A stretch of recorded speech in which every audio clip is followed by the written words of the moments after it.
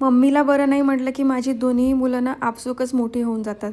म्हणजे खूप शहाण्यासारखी सुद्धा वागायला लागतात. काय झालं ते पण सांगते, पण त्याआधी ना आज छान असं रक्षाबंधनचं पार्सल रिसीव्ह झालं होतं. ज्याच्यामध्ये राख्या आल्या होत्या, ज्या की अहोंच्या ताईंनी म्हणजे आमच्या नणंदबाईंनी पाठवल्या होत्या आणि वेळेत मिळाल्यामुळे यावर्षी त्याच बांधल्या जाणार आहे. आणि मला थोडं बरं नव्हतं 2-3 दिवसापासून आणि आरव हे सगळं ऑब्झर्व करत होता आणि मला काही खायची सुद्धा इच्छा होत नव्हती. म्हणून म्हटलं आज वरण भातच लावूया. तर माझ्यासाठी वरण भात आणि बाकीच्यांसाठी भाजीपोळी करायला घेतली आणि आरव आला आणि बोलला की मम्मी मला तुझी मदत करायची आहे, तुला अजिबात बरं वाटत नाही आहे. मी म्हटलं मला नको मदत करू, तू तुझा अभ्यास कर. पण त्याने नाही, हट्टच धरला. मग मी पण त्याला गंमतमध्ये म्हटलं की जा मग माझ्या तेवढी भांडी साफ करून दे. तर त्याने खरंच भांडी घेतली साफ करायला आणि थोडी थोडकी नाही तर एवढी टोपलभर भांडी त्याने धुवून क्लीन करून घेतली.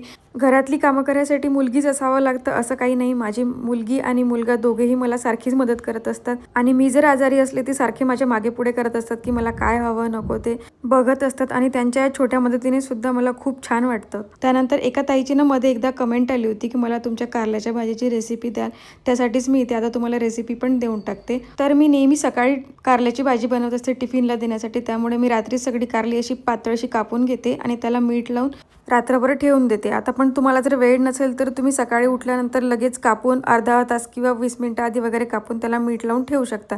त्यानंतर मात्र त्याच्यामध्ये थोडंसं पाणी घालून त्यांना पिळून घ्यायचं. मी ना जेवढी कारले घेते जवळपास तेवढेच किंवा त्यापेक्षा थोडे कमी असे कांदे घेते, म्हणजे भरपूर कांदा लागतो मला या भाजीमध्ये, त्यामुळे त्याची टेस्ट पण छान येते. त्यानंतर ही जी कारली असतात ना मिठाच्या पाण्यात ठेवलेली, त्याला मी छान घट्ट पिळून घेते, म्हणजे त्याच्यामधलं सगळं पाणी निघून जातं आणि या कांद्यामध्ये त्यांना टाकून देते आणि सोबत दोघेही फ्राय करते आणि बऱ्यापैकी तेल थोडं जास्त असतं. त्यानंतर आपले बेसिक्स मसाले त्याच्यामध्ये टाकते आणि मग त्याला छान तांबूस रंग येईपर्यंत सोडून देते व्हायला. आणि या भाजीवर कधीच झाकण ठेवायचं नाही असं माझी मम्मी आणि आजीसुद्धा सांगायची, कारण त्याने भाजी आणखी कडू होते असं म्हणतात. त्यानंतर मी इथे तिळाचा कूट याच्यामध्ये टाकलेला होता. तुम्हाला आवडत असेल तर तुम्ही शेंगदाण्याचा कूटसुद्धा टाकू शकता. आणि इथे आपली भाजी छानशी अशी तयार झालेली आहे आणि झटपट बनते आणि खायलासुद्धा छान लागते. चला तर मग भेटूया पुन्हा. Bye bye.